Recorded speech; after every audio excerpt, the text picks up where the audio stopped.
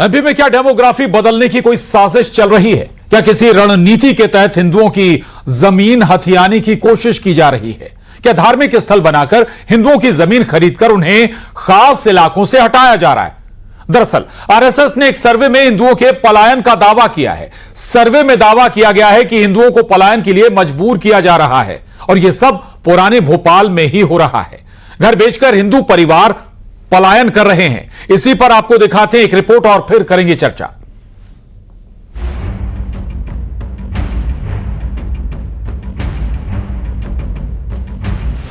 संघ का बड़ा दावा, हिंदुओं में डर की हवा। चिंता मत करो, हम तुम्हारे साथ खड़े हैं, भागो मत, बेकार में भय पैदा मत करो। आप हो रहा है ना, आपको भी मालूम है, कोई फीसा खाली हो गया है। पुराना भोपाल, पलायन पर सवाल। एमपी में जितनी भी फैमिली आई वो सारी मुस्लिम फैमिली आई, तो उनके कारण कुछ अव्यवस्थाएं आसपास के पड़ोसियों को होने लगी, तो इसके कारण से लोग बेच बेच के यहां से पलायन करने लगे। सर्वे पर टेंशन, फिर हिंदू मुसलमान। अगर कोहे फिजा से पलायन हुआ है तो यह भी चिंता का विषय होना चाहिए कि जो नया भोपाल बना है उसमें मुस्लिम समुदाय के कोई व्यक्ति रहने को तैयार नहीं है। आपस में क्यों इतना एक दूसरे से दूर होते जा रहे हैं? कांग्रेस कुछ कह रही है तो कांग्रेस ये भी जाके चले जाए तो वो हिंदुओं को जाके सहारा देती है क्या? कांग्रेस कहने के अतिरिक्त, मुंह चलाने के अतिरिक्त कांग्रेस के पास कुछ काम है? केवल मुंह ही चला रही है ना हिंदुओं के बारे में। राजधानी भोपाल का पुराना शहर हिंदुओं से खाली हो गया है। यहां से लगातार पलायन किया जा रहा है। यह दावा संघ ने अपनी एक रिपोर्ट में किया है, जिस पर सियासत हाई हो गई है। अब सवाल यह आता है, क्या सुरक्षा को लेकर हिंदू पलायन कर रहे हैं या फिर डर की वजह से? वजह जो भी हो, पलायन का मुद्दा बड़ा है और सवाल उठाना भी लाजमी है। आज इसी पर करेंगे महाडिबेट में चर्चा। तो एमपी में क्या डेमोग्राफी बदलने की कोई साजिश चल रही है या फिर किसी रणनीति के तहत हिंदुओं की जमीन हथियाने की कोशिश की जा रही है? क्या धार्मिक स्थल बनाकर हिंदुओं की जमीन खरीदकर उन्हें खास इलाकों से हटाया जा रहा है? इसी पर करेंगे चर्चा, लेकिन पहले सवालों पर नजर। और हमारे आज के बड़े सवाल हैं, क्या डेमोग्राफी बदल रही है या फिर बदल गई है? वाकई यह भी प्रोसेस में है या लगभग हो चुका है काम? दूसरा सवाल, हिंदुओं के पलायन के पीछे साजिश या फिर किसी की रणनीति भी हो सकती है? तीसरा सवाल, क्या हिंदू मुस्लिम के बहाने सियासत चमकाने का मकसद है? क्या यहां भी सियासत खोजी जा रही है? ये महत्वपूर्ण सवाल है, चर्चा का हिस्सा रहेंगे। लेकिन सबसे पहले आपको अपने बेहद खास मेहमानों से मिला देते हैं। भूपेंद्र गुप्ता जी, प्रवक्ता कांग्रेस, हमारे साथ हैं, स्वागत है आपका। प्रेमानंद पुरी महाराज जी हैं, महामंडलेश्वर पंचायती अखाड़े श्री निरंजनी के, बहुत स्वागत है आपका। शेख रुस्तम साहब हैं, मुस्लिम स्कॉलर, स्वागत आपका। यशपाल सिंह सिसोदिया जी, पूर्व विधायक बीजेपी, स्वागत आपका। मोहम्मद आसिफ साहब, राजनीतिक विश्लेषक, आपका भी बहुत स्वागत है। चर्चा शुरू करें, लेकिन बहुत महत्वपूर्ण है कि दरअसल जहां जहां राजधानियां बनी हैं देश में, वहां जो पुराने शहर रहे हैं और जहां ऐसी आबादी रही है, उससे हटकर जो नई आबादी बनी है वो मिश्रित आबादी है। लेकिन जो पुराने शहर जहां उनमें अगर हिंदू मुस्लिम मिक्स रहे तो वो जरूर ऐसा हुआ है, देखने को मिला है। न केवल भोपाल बल्कि चाहे दिल्ली हो या हैदराबाद या देश के तमाम दूसरे शहर, ऐसी आबादी में ये डिवाइडेशन जरूर नजर आया है। लेकिन हम भोपाल पर लौटते हैं और भोपाल में ये क्यों हुआ, कैसे हुआ, किसको पता था, किसको नहीं पता था, यह बड़ा महत्वपूर्ण सवाल है। यशपाल सिसोदिया जी, चर्चा की शुरुआत आपसे करेंगे। चुनाव आयोग सबसे पहले, लगता है कि चुनाव आयोग के पास सबसे पहले यह जानकारी होती होगी कहां डेमोग्राफी बदल रही है, कि भाई कौन सा वोटर कम हो रहा है, कौन सा वोटर कहां से हट रहा है। और यह संघ को सर्वे करने की जरूरत थी क्या? उससे पहले तो सरकार की जिम्मेदारी, अगर वाकई ऐसी कोई साजिश चल रही है या ऐसी कोई डेमोग्राफी बदल रही है, अभी तक तो आप लोगों को एक्शन ले लेना चाहिए था। यशपाल जी। देखिए प्रशांत जी, संघ चिंतन करता है, चिंता करता है और समय समय पर राष्ट्र चिंतन के साथ साथ समाज चिंतन का भी काम करता है। फिर तभी तो संघ परिवार ही बोलता है, आरएसएस ही बोलती है, लव जिहाद को लेकर के, धर्म परिवर्तन को लेकर के, कहीं हिंदू अपनी बस्तियों में से अगर टूट करके जा रहे हैं तो टूट का कारण क्या है, और अगर वे पलायन की स्थिति में आ रहे हैं तो उसके पीछे कौन से कारण हो सकते हैं, क्या ये साजिश है? और इसको लेकर के अगर भोपाल प्रदेश की राजधानी मुख्यालय पर अगर संघ परिवार ने इसका चिंतन किया, और मैं तो न्यूज़ 18 को धन्यवाद देना चाहता हूं प्रशांत जी, आपके चैनल को, कि आपने इस गंभीर विषय को आज डिबेट का विषय बनाया है और सवाल उठाना, आपने खुद ने कहा कि इन सारी परिस्थितियों में, मैं आपको सुन रहा था, आपने कहा सवाल उठाना लाजमी है। बिल्कुल आपने सही कहा, अगर 3000 हिंदू परिवार शिफ्ट हो रहे हैं तो उसके पीछे क्या है? कहीं कोई षड्यंत्र तो नहीं है? मेरा सवाल यशपाल जी थोड़ा समझिएगा, मैं कह रहा हूं कि इसमें अगर वाकई ये गंभीरता है तो ये तो आपको पहले मालूम होना चाहिए था, सरकार को मालूम होना चाहिए था। अभी तक आपको इस पर कोई सॉल्यूशन इसका निकालना चाहिए था कि क्यों मुस्लिम क्षेत्रों को जो पुश्तैनी तौर पर रहते आए हैं पुराने भोपाल में, वो छोड़कर जा रहे हैं हिंदू। नहीं देखिए, जो विषय आया है संज्ञान में, वो संघ परिवार की जो एक स्टडी होती है, संघ परिवार जिस प्रकार से चिंतन और चिंता करता है, और अगर उन्होंने इसको बहुत बारीकी से देखा है, समझने की कोशिश करी है, और उनके इस वक्तव्य के कारण से, इस प्रयास के कारण से अगर आज डिबेट का विषय बनता है तो निश्चित रूप से सरकार के सामने भी संज्ञान में लेने का काम संघ ने किया है। और अगर इसके पीछे कोई षड्यंत्र है प्रशांत जी, तो जिस प्रकार से धर्म परिवर्तन के मामले में, लव जिहाद के मामले में, और तब जब ध्यान आता है तो उस स्थिति में फिर सरकार भी अपना कानून में परिवर्तन भी करते हैं। और इसी प्रकार से अगर संघ परिवार ने भोपाल में इस प्रकार की कोई एक व्यवस्था को इंगित किया है, रेखांकित किया है, तो प्रशांत जी निश्चित रूप से सरकार तक ही बात जाएगी। और किन कारणों से पलायन हो रहा है, कारणों को खोजा जाएगा, ढूंढा जाएगा, सॉल्यूशन चाहिए। भूपेंद्र गुप्ता जी, संघ ये दावा करता है कि भोपाल के बहुत सारे इलाके भी संघ ने गिनाए हैं जहां से नाम भी लिया जा रहा है, शाहजहानाबाद, मंगलवारा, बुधवारा, कोई फिजा, टीला, जमालपुरा, बहुत सारे ऐसे और हैं, और कि भाई वहां पे डेमोग्राफी बदल गई है, हिंदू छोड़कर चले गए हैं या फिर अपने जो संपत्ति थी उसे बेचकर चले गए। मैं ये समझना चाह रहा हूं ये वाकई ऐसा है या फिर ये एक परसेप्शन बनाने की कोशिश है, एक प्रोपोगेंडा तैयार करने की कोशिश है, क्या लगता है आपको?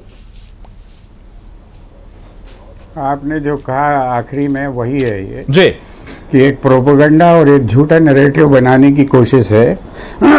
भारतीय जनता पार्टी को पहले तो ये बताना चाहिए और सरकार को बताना चाहिए कि किस अथॉरिटी से जो है आरएसएस ने सर्वेक्षण किया और अगर ये सर्वेक्षण किया है तो क्या उन्होंने सरकार को इसके डाटा मुहैया कराए, सरकार ने क्या इन डाटा को एनालिसिस किया, और इन डाटा को अगर एनालिसिस नहीं किया तो 20 साल से आपकी सरकार है, आप सो रहे हैं क्या? जिन मोहल्लों के नाम गिनाए हैं वहां पर तो 3000 परिवार भी नहीं रहते जी, तो आपने इतना तो पलायन करवा दिया, और पलायन करवा दिया तो ये सरकार की सबसे बड़ी असफलता है। अब दूसरी चीज मैं आपको बोलना चाहता हूं कि इस झूठ के पीछे जो है आपके जो है चैनल को भी रिसर्च करना चाहिए। आपने बड़ी बड़ी बातें बोल दी कि षड्यंत्र है और ये है, और षड्यंत्र तो यही है कि आप जो है एक बड़ी आबादी में डर फैलाना चाहते हैं जी, और उस डर फैलाने के लिए सारे कांड हो रहे हैं। सरकार अपनी तरफ से सर्वे हमारा अभी ये संघ का सर्वे और वो सर्वे जो हमने आधार बनाया वो चीजें रखी भी हैं आपके सामने, और उस आधार पर कुछ सवाल उठे तो उन पर चर्चा करेंगे। संघ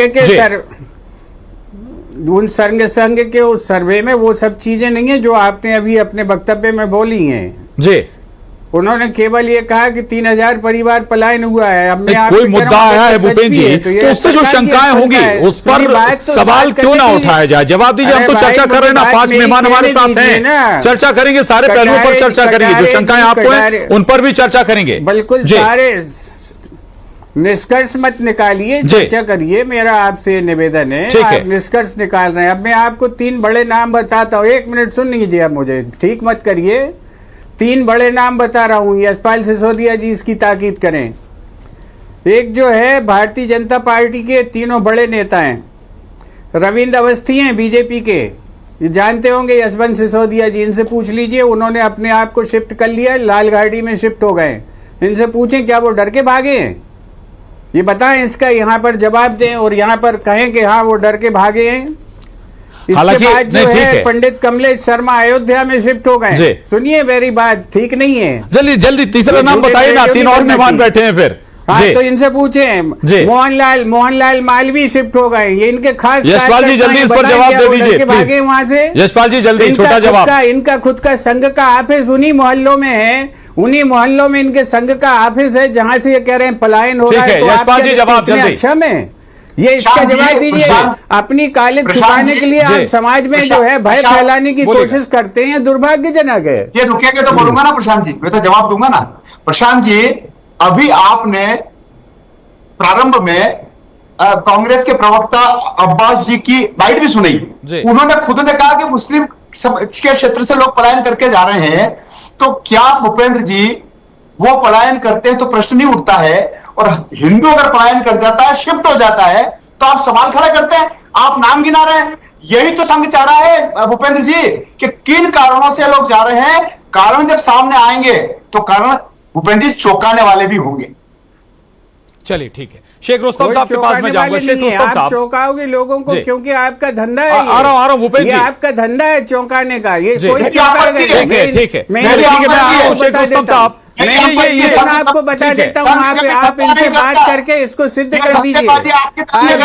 प्लीज आप दोनों से रिक्वेस्ट है, आगे चर्चा करेंगे। शेख रुस्तम साहब ये बताइए, है क्या ये सामान्य प्रोसेस माने हमें से, या वाकई इसमें कुछ गड़बड़ी है? अमूमन ऐसा होता है कि जहां एक समुदाय के लोग ज्यादा हो जाते हैं तो उन्हें लगता है कि भाई वहां पर सिक्योरिटी अपनी सुरक्षा के मद्देनजर कोई दूसरी जगह शिफ्ट हो जाता है। पहले हिंदू इलाके जो है भूपेंद्र जी प्लीज, साइकिलों पे चलते थे, आज दो भूपेंद्र जी शांत हो जाए प्लीज। भूपेंद्र जी आप रखने की जगह नहीं है। ठीक है, ठीक भूपेंद्र जी आ रहा हूं। शेख रुस्तम साहब, अमूमन ऐसा होता है चाहे वो मुस्लिम इलाके हों या हिंदू इलाके हों, हिंदू इलाकों में भी अगर एक दो मुस्लिम परिवार हैं तो हो सकता है वो कहीं सुरक्षित जगह पर जाना चाहें, बेहतर होगा उन्हें लगता होगा।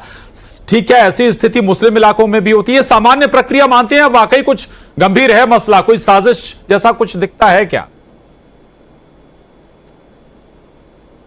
सामान्य प्रक्रिया है, क्योंकि ये मानव स्वभाव होता है कि वो अपने लोगों के बीच में रहना ज्यादा पसंद करता है, और समय के साथ और आवश्यकता अनुसार उसे विकल्पों की जरूरत होती है, और इन्हीं विकल्प की तलाश में वो एक स्थान से दूसरे स्थान की ओर रहने के लिए या कारोबार करने के लिए उस स्थान से निकलकर जाता है। और देखिए, संघ ये दावा कर रहा है कि सामाजिक समस्याओं को लेकर के सर्वे किया गया है।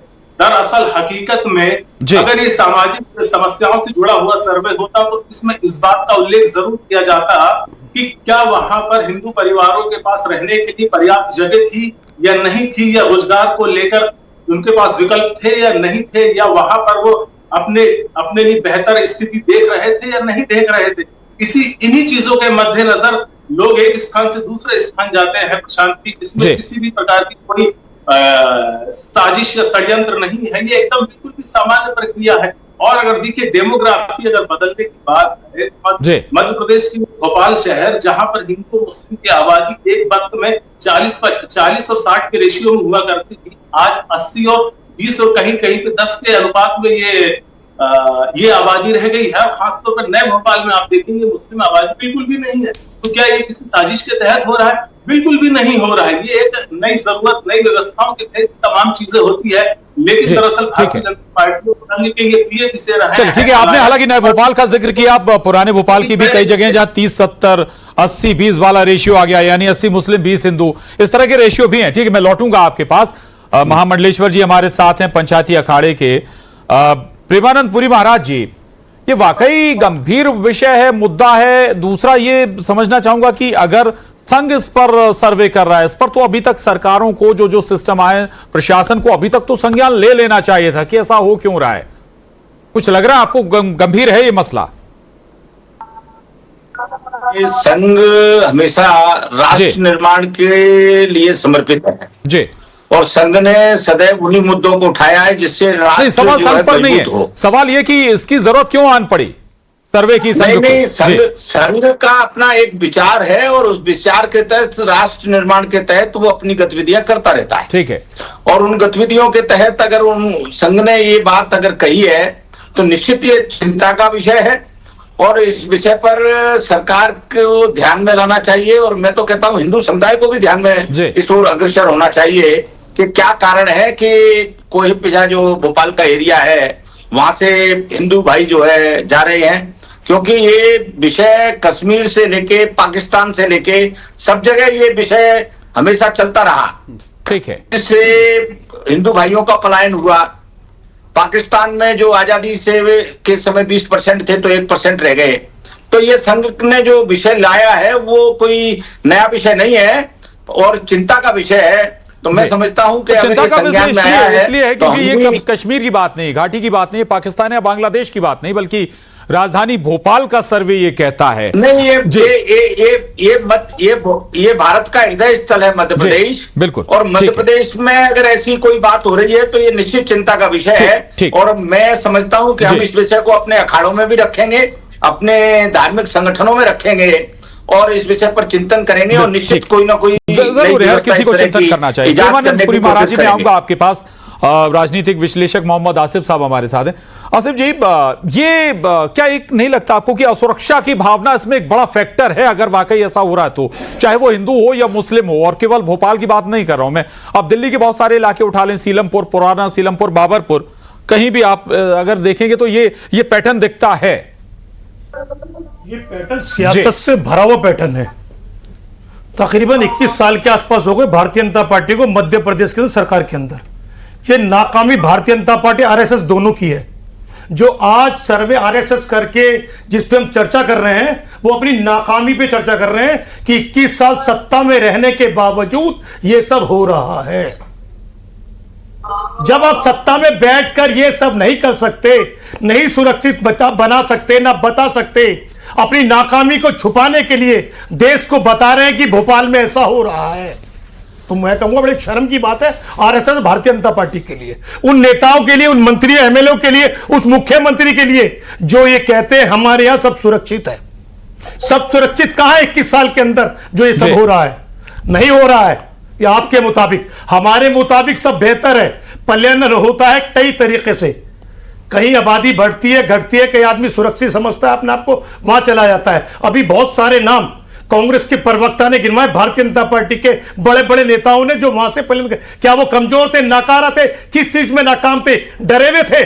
कभी उन्होंने रिपोर्ट कराई? नहीं कराई। अपने फायदे के लिए उठ के गए। कोई अयोध्या आ गए, कोई भोपाल से उठ के कहीं और चले गए, तो उनपे कुछ नहीं बोले। भारतीय जनता पार्टी के विधायक नहीं बोल पाए, इसलिए नहीं बोल पाए 21 साल से हुकूमत है, वो नाकाम साबित हुए मध्य प्रदेश के अंदर सुरक्षित रखने के लिए। ठीक है आसिफ साहब, ठीक है। नफा नुकसान चॉइस भी अपना एक मसला है और बहुत महत्वपूर्ण बात है। लेकिन यहां पर यशपाल जी, एक और मैं व्यक्तिगत तौर पर अगर कहूं तो भोपाल, राजधानी भोपाल के पुराने भोपाल से कितने लोग छोड़कर नए भोपाल में बस गए। बहुत सारी फैमिली में व्यक्तिगत जानता हूं, किसी का डिस्क्लोज नहीं करूंगा, लेकिन उसमें जो बातचीत अगर मैं कहूं तो एक बड़ा फैक्टर था, वो थी असुरक्षा। बहुत सारे ऐसे परिवार हैं कि दुकान उनकी अभी भी ओल्ड भोपाल में रह रहे हैं, नए भोपाल में वहां से जाते हैं, पुराने भोपाल में काम करते हैं, लेकिन फैक्टर था कि वहां पर अब रहना मुश्किल हो गया था। भाई अगर ये सब स्थिति बन रही थी तो जिम्मेदारी किसकी थी? सरकार की।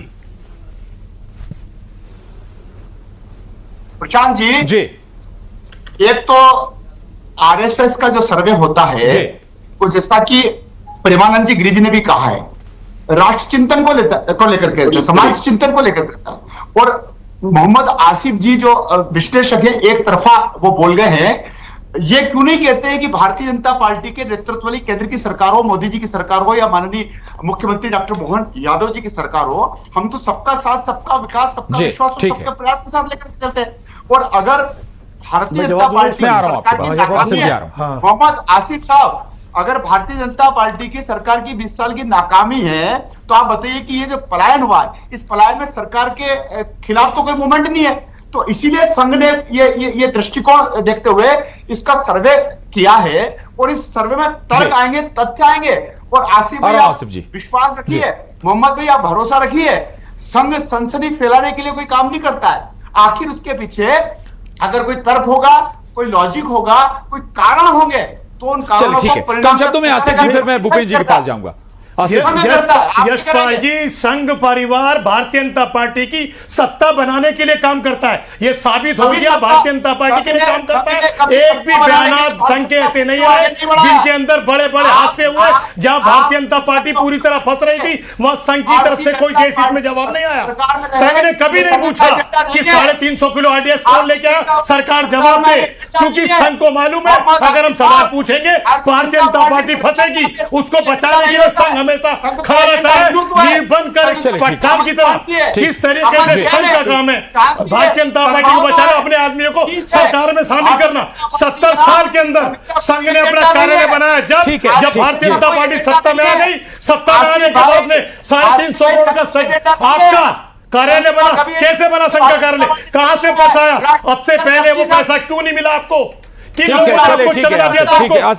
ना, सत्ता के लाभ से बात कर सकते हैं, और कानून व्यवस्था को लेके भारतीय जनता पार्टी बोल सकती है। आसिफ जी शांत हो जाए, आसिफ जी, मोहम्मद आसिफ जी प्लीज, मोहम्मद आसिफ जी प्लीज।